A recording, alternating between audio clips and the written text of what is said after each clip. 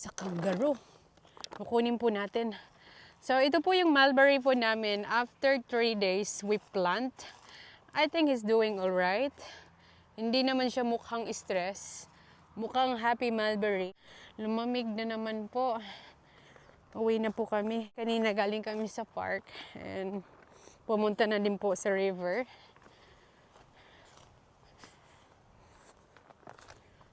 Now, it's time to collect our eggs. Naging busy po ako today. Hindi ko po nakulik kaninang umaga. Minsan, si Sylvester po talaga ang nagkukulik. Pero si Sylvester, it's a little bit rough. Minsan, nababasag po yung mga egg. Marami palang nagtatanong sa akin kung ano po ang ginagawa po namin sa aming mga itlog since ang dami pong nahaharvest po namin everyday. Abangan niyo po sa susunod ko po na vlog. Ipapakita ko po sa inyo kung ano po ang ginagawa po namin sa aming mga itlog na hinaharvest everyday. And that's all for today's video, guys. Maraming salamat po sa inyong panonood.